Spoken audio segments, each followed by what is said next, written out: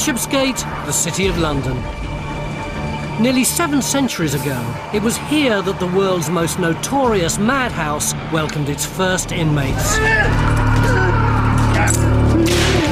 It was a place infamous for cruelty, abuse and violence. A place which even today is a byword for chaos and disorder. Bedlam. Lunatics! Lunatics! Now, over 600 years later, under the bustling streets in the heart of the city, archaeologists are uncovering hundreds of skeletons, some of which came from this most dreaded of institutions. What might these remains tell us about the terrible abuses that went on behind the asylum walls? We're going through the cell doors to unlock the fearsome secrets of Bedlam.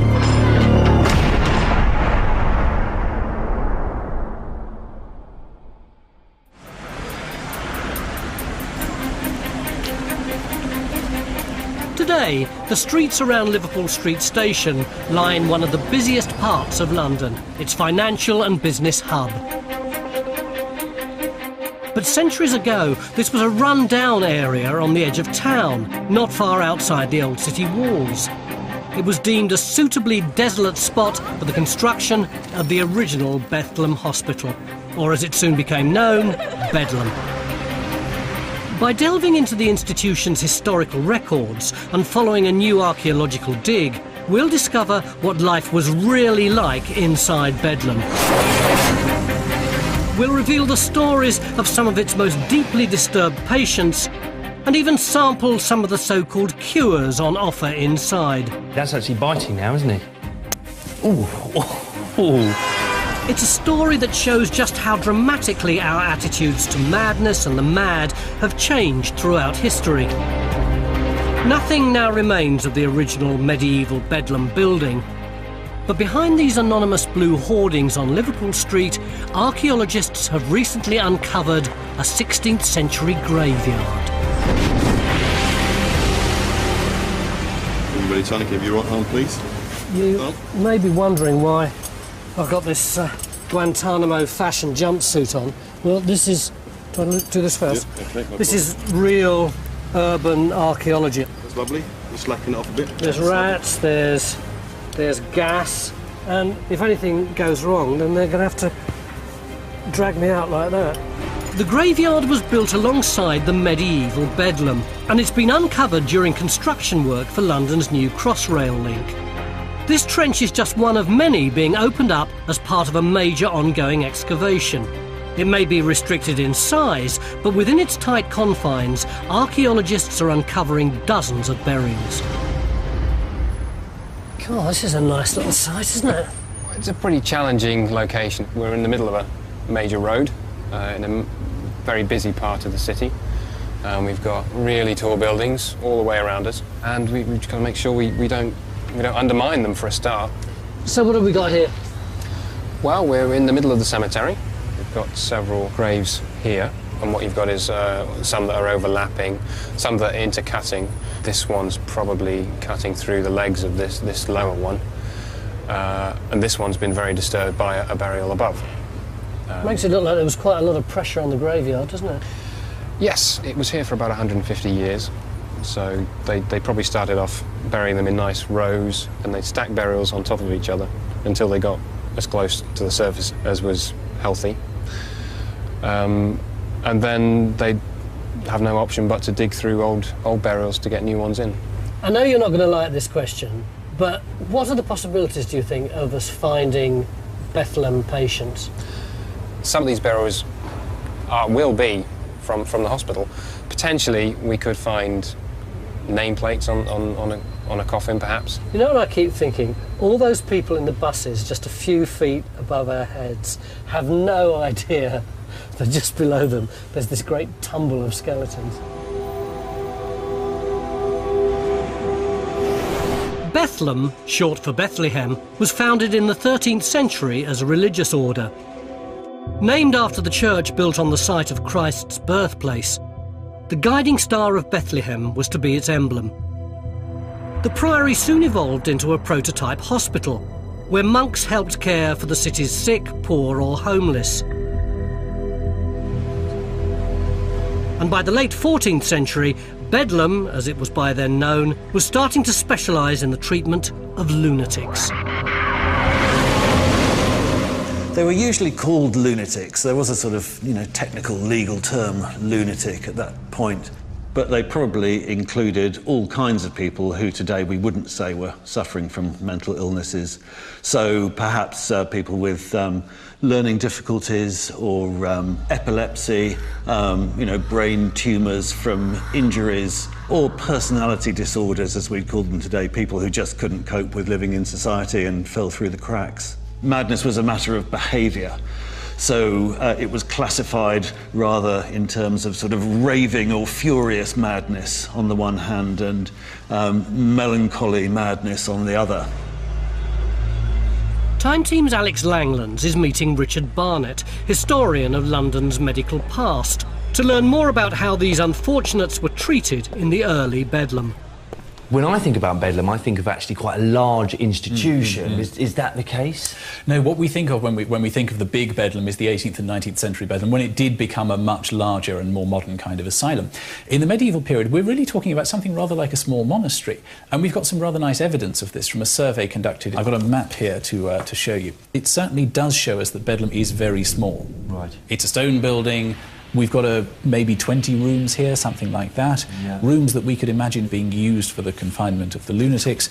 It's very, very basic. If you imagine in winter, no fires, you would have wrapped yourself up in straw and rags and got on with it as best as you could. And it's only at its peak got about 30 or 40 inmates in it. Right. So it's very, very small.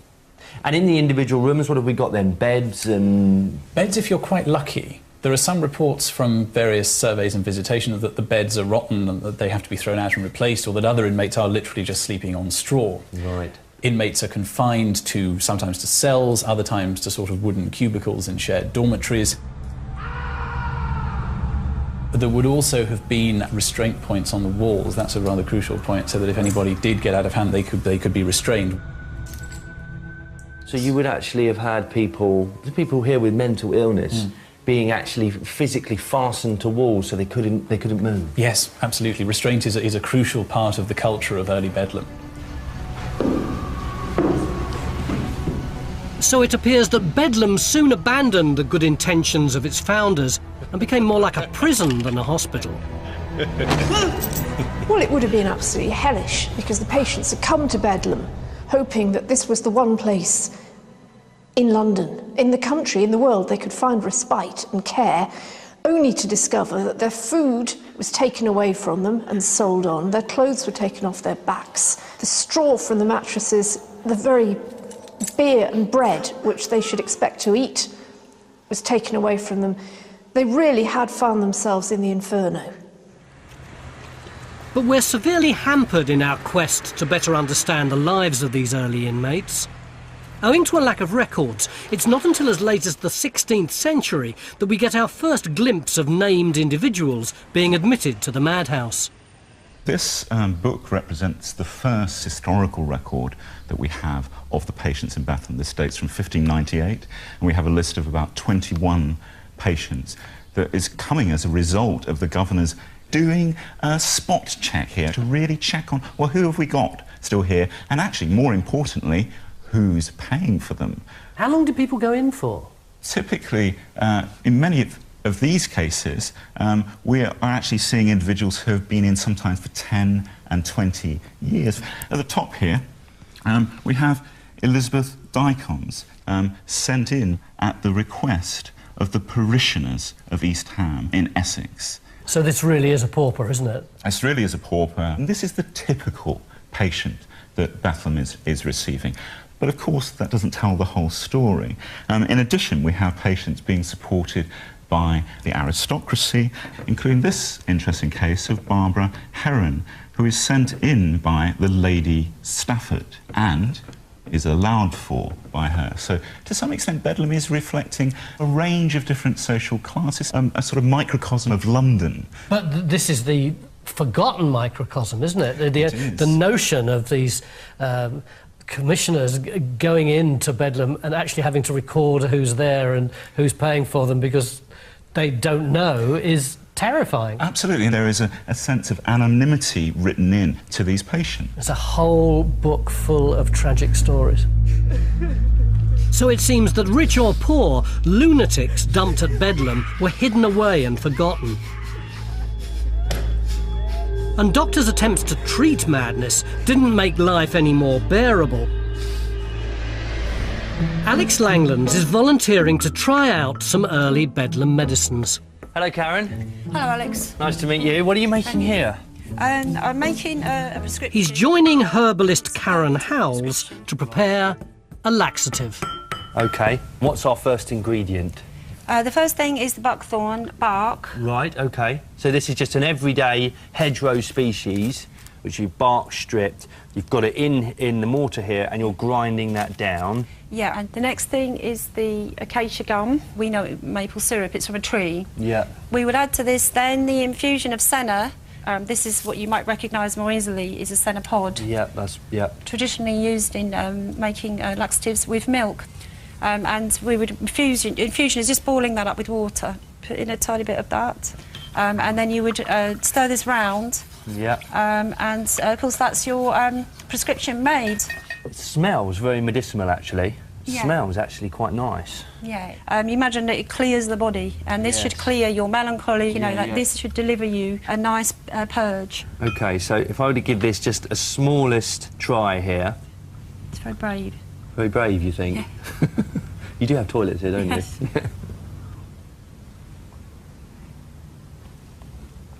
And that is actually disgusting. It's really, really disgusting. And it seems to me absolutely bizarre that for treating, say, lunacy and madness, that you're using these substances which cause people both diarrhoea and vomiting. But I guess in that whole process, you're actually sedating them. Yes, this would be a regime that could exhaust you to the point of where you're quite debilitated. But worse could follow. Beatings also formed a key part of Bedlam's treatment programme. Little wonder it became the most notorious madhouse in history. It seems totally barbaric to us that you can cure somebody by chaining them up, beating them, and having them lying, vomiting in their own filth. To us, it seems like a sadistic form of punishment. What were the doctors at the time hoping to achieve with this treatment? Did they really think these brutal methods could actually help to cure lunacy? Back in the 14th and 15th centuries, the explanations for madness were very different to those of modern medicine. The general feeling at this point in history was that madness was caused by demoniac possession, and that if you fell mad, you were basically being possessed by evil spirits. And if you were unfortunate enough to go mad, the very last place you'd have wanted to end up was London's Bedlam Hospital. It was notorious for a brutal and humiliating approach to treatment, and most of the cures on offer would have been extremely unlikely to have done you any good. In fact, quite the reverse. If you weren't mad when you went in, a spell in Bedlam could easily have been enough to send you over the edge. To drive out the evil spirits, it was customary to bind or tie up the patient and then to beat or whip them until they believed that the spirits had gone. Unfortunately, this quite often coincided with life being extinct as well, so it was by no means a satisfactory process.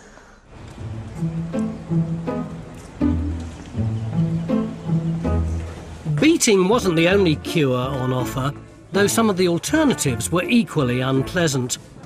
Alex Langlands has offered himself up as a human guinea pig and is testing out a range of early mad cures. He's starting with a little light bleeding. Are you comfortable? Because you'll be here for a bit of time. I'm sort of comfortable. I've given blood before, but of course not in this way. Yeah, but you've got to sit comfortably. Right. OK, then, right, here we go. And we just wait for our little friend now to come down. Now, now something's happening. I think it's going. Right, I'll take the glass away. That's actually biting now, isn't it? Yes, you'll feel it. I say it feels like a small Chinese burn. Yeah, but that will go off. That is actually a bit of a sting there. Yeah, that will go off. Yeah. Because what's happening now, sorry to say this, he's spitting into the wound. Right, okay. This will anaesthetise the wound. Yeah. It will stop the blood congealing as an anticoagulant.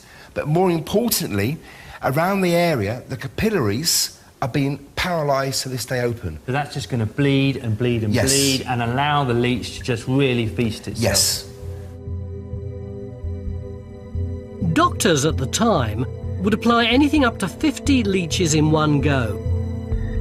And in just half an hour, a single leech can drain as much as 60 millilitres of blood, 9 times its own body weight. He's really troughing now. He's getting it down his neck. Yep. Now, what effect did physicians and doctors at places like Bedlam believe that bloodletting was having on the body? Well, they believed that taking the blood from you was good for you because it was a part of the 4 humours. When the 4 humours become out of balance, you become ill, or I would say you're at dis-ease with yourself. And the only way that they balanced them up was by getting rid of the excess. So madness then wasn't being seen as a problem that was to do with the brain. It was really just being treated like any other disease. Yes, if you're mentally ill, it's an imbalance of the humours. Right. So we have to balance everything back up again. So demonic possession wasn't the only explanation for madness in the medieval world. The theory of the 4 humours was actually the key medical concept of the age.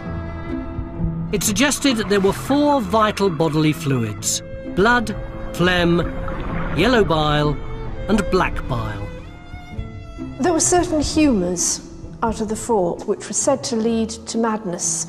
For instance, melancholia was believed to be the result of too much black bile, or anger, too much cholera or choleric or red bile.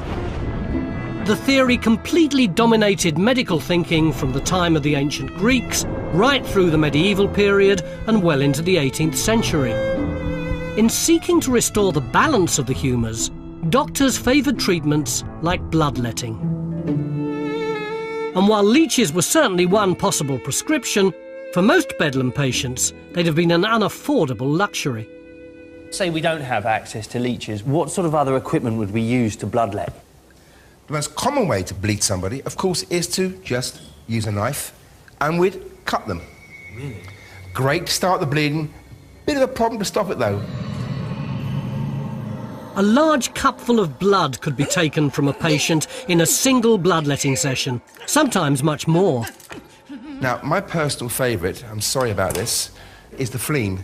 Okay. This one, you lay on the area you want to bleed, Yeah. and then you whop it really hard with a hammer. Wow. And then by twisting the blade, you can then control, a bit like blood on tap. That's painful. That's very... Now you understand why leeches doesn't sound too bad, That's does why it? these No. are top of the market, They're top of the basically. market, top of the market. Another favoured treatment, also based on the idea of the 4 humours, was blistering, the application of caustic substances to the skin. The idea was to create infection that would then draw out bile from inside the body. We now know that the theory of the 4 humours has no basis in fact, so the Bedlam doctor's treatments would have had little or no therapeutic effect. They were not for the benefit of the patients, they were for the benefit of the people who were looking after them, who were trying to manage this collection of people who were really just sort of sitting around vegetating. You had to do something with them, and these treatments kind of kept them docile, and they were also the kind of treatments that, you know, could be withheld for patients with good behaviour and doubled down on for patients who were behaving badly. And when these treatments finally proved too much to bear, you'd have likely as not ended up here, our dig site graveyard.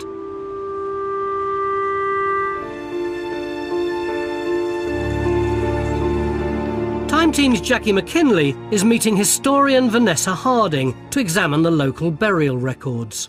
Vanessa, you've got here the parish registers that cover the area of the Bedlam Hospital. Can we get any impression from the documents of what life was like in the hospital? Well, we actually get the rather surprising impression that there were small children there. Because, for example, we've got an entry here on the 5th of November 1591, an infant from Bedlam buried. And that's then immediately followed by Catherine from Bethlehem buried on the same day. So that sort of gives the indication that Catherine may have been the mother of the child. I think it's quite likely, This yes. was a child, death in childbirth.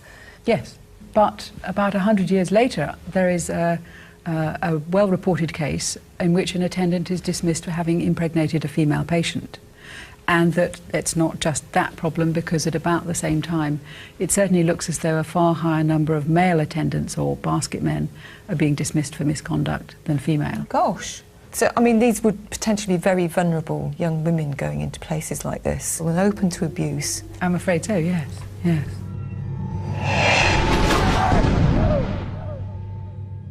Can you give me any idea of the numbers of people buried there? Surprisingly, yes, the total number of lunatics from the hospital being buried in the churchyard could be several hundred. That is really quite surprising. I wasn't anticipating there being quite that many of them. It is indeed, yes.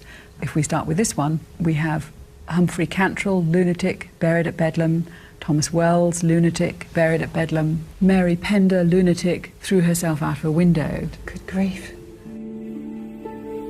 So the parish records reveal there's unlikely to be a shortage of Bedlam patients buried on our dig site. With over 300 skeletons already recovered, it's almost certain some were patients who'd fallen victim to Bedlam's harsh regime. But will any of these remains bear physical marks that could single them out as belonging to madhouse patients? Well, the only way to find out is by examining them. And in this rather unprepossessing building in Shoreditch called Mortimer Wheeler House, experts are looking at them right now.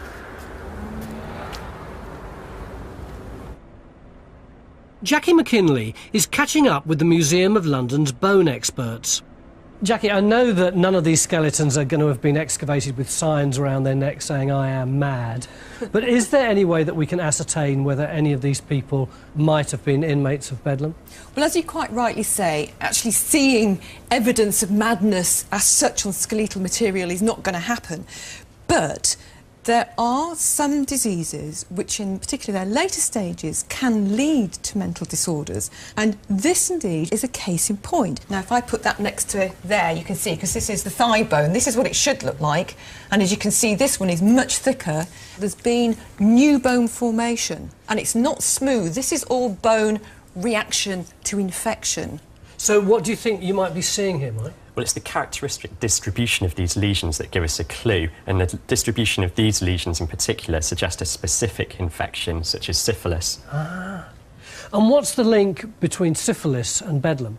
Well, syphilis is one of those diseases that in its late stages, because it affects the nervous system and your brain is full of nerves, you can get mental disorders linked to the disease itself. But with syphilis, we also know that the treatment of syphilis could also have caused madness, because one of the treatments was mercury. Now, if you get enough mercury in your system, it will cause delusional behaviour, you could be overexcitable. Agitation, insomnia, erratic behaviour, and that, of course, would make you appear like you were mad.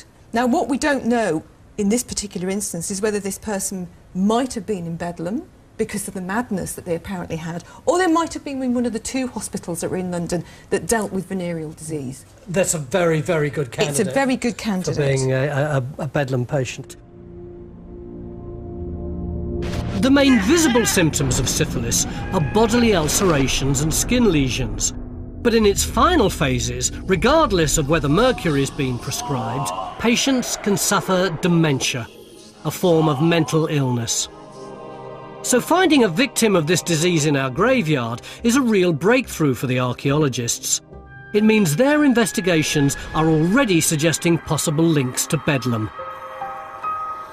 As time went on, conditions for the asylum inmates seemed to have gone from bad to worse. The fabric of the building itself was growing ever more decrepit. But in the second half of the 17th century, a dramatic event was about to sweep away much of medieval London. And the decaying Bedlam madhouse was also about to be transformed.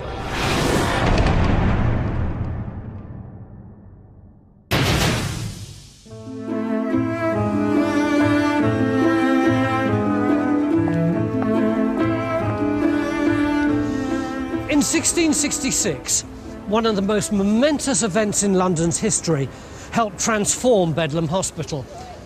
The Great Fire of London devastated whole swathes of the city, and the Bedlam governors were forced to meet at the hospital in Bishopsgate. What they saw there so shocked and horrified them that they decided a new hospital was needed. So Bedlam was rebuilt, just a short walk away from the site of the original hospital. But unlike the old hospital, this new incarnation was a grand and imposing building. Bedlam seemed ready for the scientific revolution of the century ahead. New medical theories were starting to emerge, and new explanations for madness were being sought. This is part of a sense that the body is an instrument with different parts that are designed to do different things. And the beginnings of the idea that thought and mental activity all take place in the brain, and there must be something in the physical structure of the brain that's producing thoughts, and something that's at fault in the physical structure of the brain that produces the disordered thinking associated with madness. Intriguingly, in the Museum of London, there's evidence of 18th century doctors' attempts to seek out the source of madness within the brain. Looks like they must have suffered from quite a headache. We found a fragment of a frontal bone that had a clean circuit running across it, suggesting that the person had undergone an autopsy or craniotomy. And has that happened here? Well, as you can see, that's exactly what's happened here. The top of the head has been cut off. And that's because doctors were examining the inside of the skull. They wanted to have a look at the brain. So what you've got to bear in mind here is that we are now at the edge of the Age of Enlightenment. Prior to this time, mental illness was viewed as either something being wrong with the humours or some kind of demonic influence. They weren't going to accept that any longer. They wanted to see if there was any physical reasons why somebody would behave in a mad way. So you're saying you found evidence from our graveyard that this kind of investigation was being practiced here. So it seems that there were doctors who were looking at dead Bedlam patients, trying to interpret what their madness actually meant. It may well be the case. We can't prove whether or not the skull belonged to a Bedlam patient, but we do know that from the late 18th century on, post-mortems were performed at the hospital. Apothecary John Haslam was a particularly enthusiastic dissector, publishing a detailed study of his research, Observations on Madness. And the new science led to some high-tech approaches to curing madness. At least one still used today to treat depression. Hello, Richard. Hello, Alex. I've come for my electrotherapy. Oh, well, welcome to the sweet reasonableness of the 18th century. Very different from Bedlam, where we found ourselves earlier. Yeah, it all seems so far very sort of barbaric, some of this treatment of mental illness. But we move into this period, we're looking at things much more sort of on the scientific side of this. Oh, absolutely, yes. I mean, we find ourselves in the age of reason, the 18th century.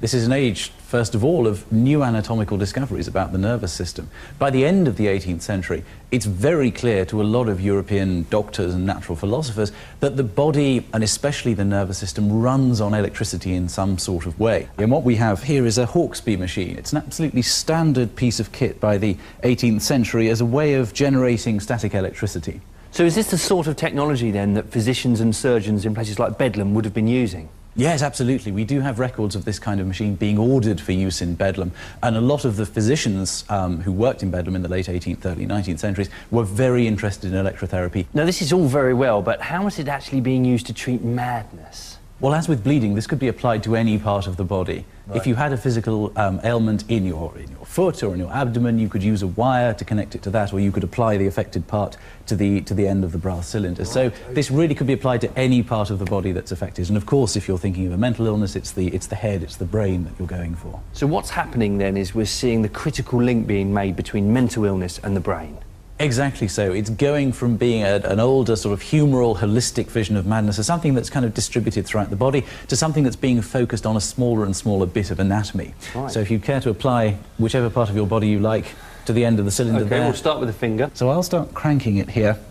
Yeah. This will start building up the shock, which will travel through the cylinder. Yeah, so we're waiting nervously. Ooh, that's quite strong, actually. Care to try it again? Yes, go on then. OK.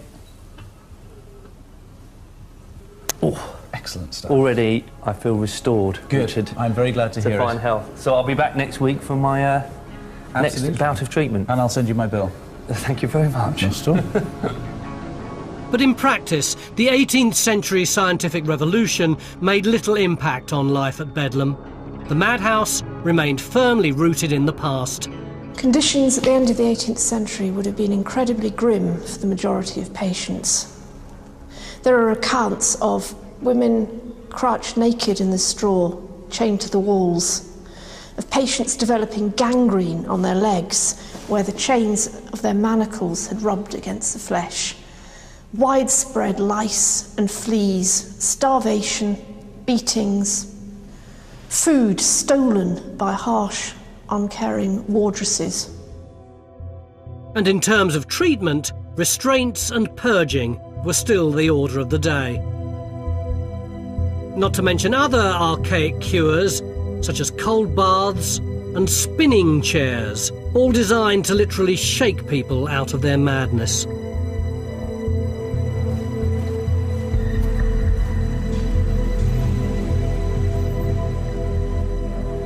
Dishing out these remedies was a medical family who over 4 generations became the most notorious mad doctors in Britain, the Monros. It seems quite outrageous nowadays, doesn't it, that the most senior figure in Bedlam should be the father, then the son, through generations. It does, and of course it leads to genuine problems, suggesting that it's one family monopolising madness at the most significant institution in the country. And of course there was no NHS in those days, so they would have been making money out of their position. Absolutely. It's a great number because you are the mad doctor of the most famous hospital in England, and there is a generation of custom coming to the Monros and the private madhouse. So even though they didn't get that much money from Bedlam, because they were the chief of Bedlam, that attracted private patients to them, so indirectly they were making a lot of money out of it. That's absolutely true, and the wills of the family show that they generated a huge amount of income through their private practice. Perhaps the most infamous of this dynasty was James Monro.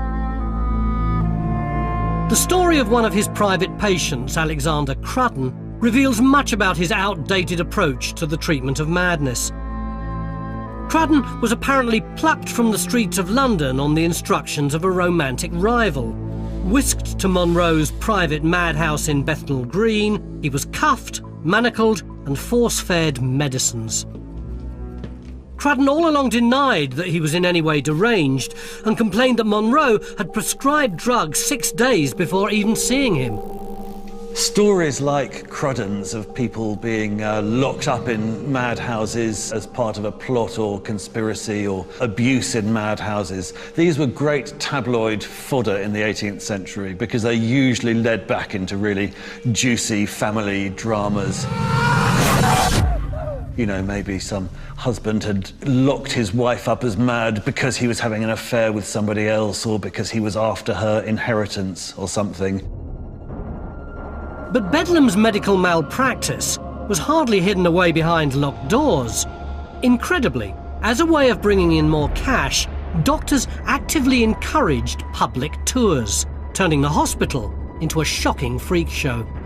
I think there was a strong element of voyeurism, that people wanted to see these degraded and stupefied victims. There was an element of cruelty about it. And there's an element of making fun at the expense of the misfortunes of others.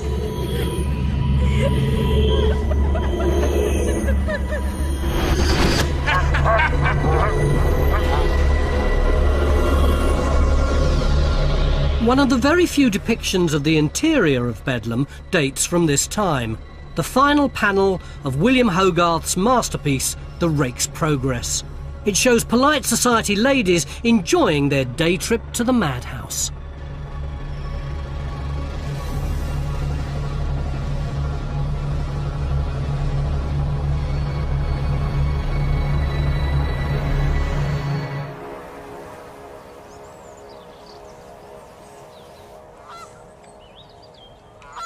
But public fascination with madness reached fever pitch later in the 18th century with the case of the most famous lunatic in all of British history. In 1788, King George III suffered from the first of several episodes of insanity, and his family brought him here. At Kew, the king was locked up against his will, forcibly restrained, and subjected to a regime of blistering and bleeding. His madness may have been caused by the disease porphyria, but whatever the underlying condition, the progress of George III's illness unfolded like a soap opera, gripping the nation. Was he deliberately being kept out of public view, do you think? Oh, I think that was very much part of the plan. And of course the king was not fit to be seen. Why? What sort of symptoms was he displaying? Well, I mean, he was violent at times, he struck his pages, he burnt their wigs, there was a lot of horseplay going on, he was very distressed, he had bandages on his legs and his arms where he'd been blistered. Did they consult the people at Bedlam? Dr. Warren, who was the Prince of Wales's doctor, did actually take a consultation from Dr. Munro of Bedlam as to whether it was possible that the king might recover. And Dr. Munro's verdict was no. As far as he was concerned, the king was hopelessly insane. But he did get better? He did recover. And there was huge, you know, sort of joy in the country, and there were medals struck. There was a huge service at St. Paul's. There were illuminations in the streets. What do you think the impact of the king being mad had on people generally?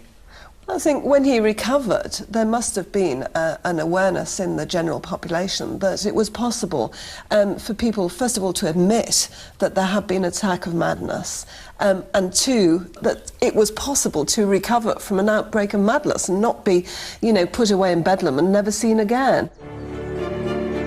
The king's successful struggle with insanity had a huge impact. While he went on to suffer relapses, the public started to see madness as something that could be successfully treated by modern medicine. Bedlam, with its outmoded barbaric practices, would find itself increasingly under pressure to change.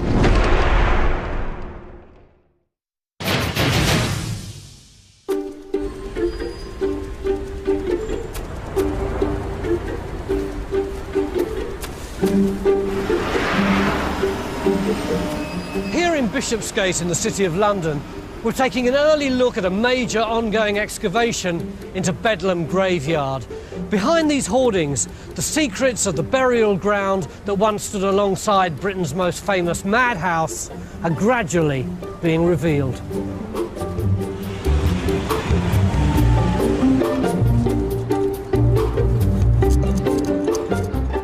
How many skeletons have you identified so far in this trench? Well, within this small area, we've dug down from about here.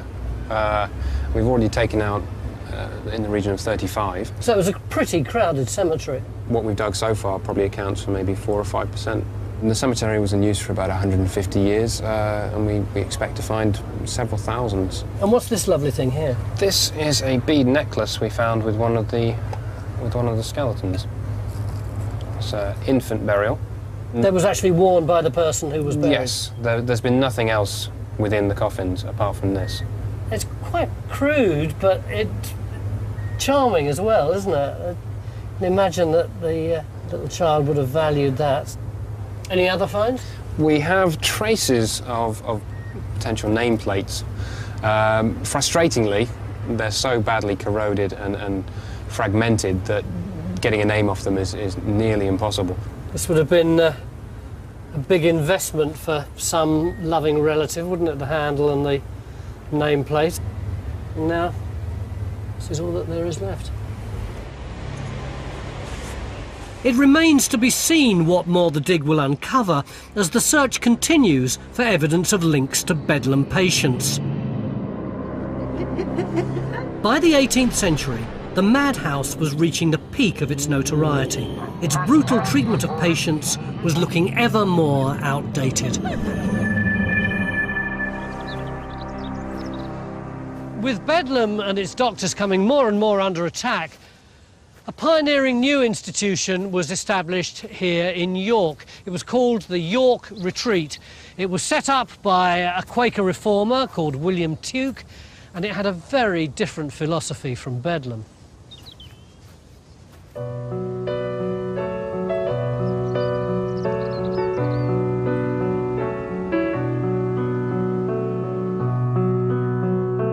The York Retreat offered an alternative to Bedlam's regime of restraint and abuse.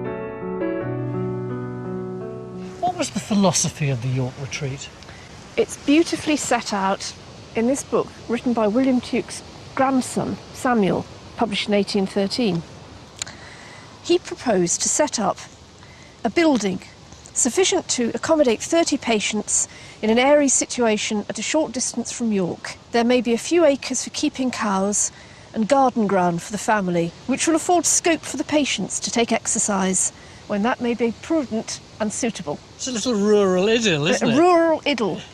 It sounds like there was a big ideological difference between the people who were running Bedlam and the people running this place. Totally.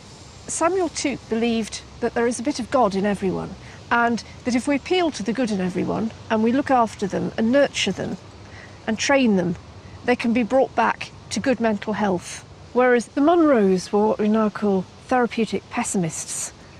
They believed that madness, as they called it, could only be managed, that it couldn't be cured, and that all you could really do with your patients was lock them up and throw away the key. How significant do you think the York Retreat was?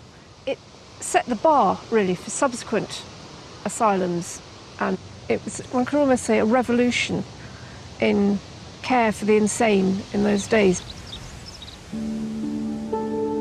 The new approach pioneered at York proved hugely successful. Around 40% of patients were restored to good health in its first years of operation. In comparison, Bedlam looked like a relic from the past. One reforming MP, Edward Wakefield, set out to expose its abuses. One of the most notorious cases he uncovered was that of James Norris. An American sailor, Norris was chained up for over 10 years. Yet according to Wakefield, he seemed perfectly sane. An engraving of Norris depicting his brutal treatment was widely published and led to popular outrage. And it came hot on the heels of another disturbing case. A patient by the name of James Tilly Matthews, who appeared to be in the grip of powerful delusions. He believed that a revolutionary cell, the Heirloom Gang, had built an elaborate contraption in the basement of the House of Commons. It sent messages through the air, controlling the minds of leading government figures. Tilly Matthews' symptoms conform to what we might today describe as paranoid delusion. Yet few believed that this highly learned individual posed any danger to himself or others. Why did the Tilly Matthews case become such a cause célèbre? Because he stands in contrast to the popular belief of what a mad person was, because he's educated and articulate. But he's got the skill to produce very detailed drawings which could convince people that there was something behind what he was saying. High-profile cases like these ratcheted up the pressure for change at Bedlam. They captured the popular imagination. I think people could identify either with Norris or Matthews. There were two different types of people, a seaman, a tea broker. And because both of them appear to be treated so brutally and so unfairly, they're both used by reformers to expose shortcomings in the treatment and management of mentally ill patients.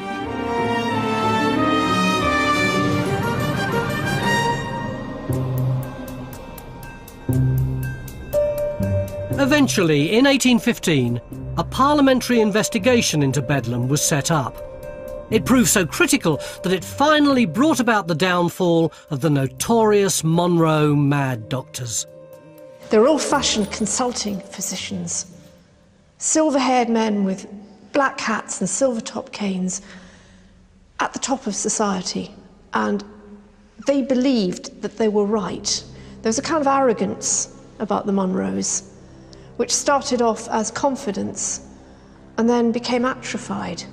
so that after 3 generations, they became blinkered, narrow-minded, and in the end, downright dangerous.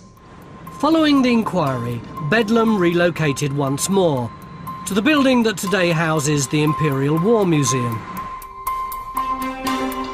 It was the beginning of a new era, which would see the first signs of a modern and humane therapeutic regime.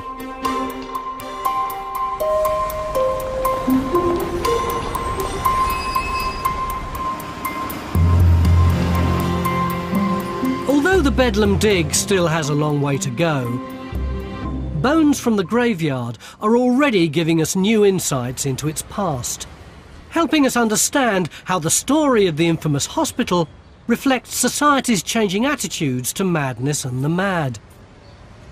But in the end, I can't help wondering how much we really understand even now, because if there's one thing I've learned, it's that just as these bones still contain their secrets, then so does the human mind, which for centuries doctors and scientists have tried to unlock and are still attempting to do so, even today.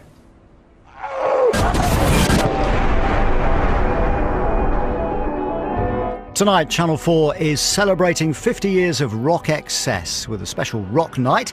It's starting in 10 minutes' time, 10 past 10.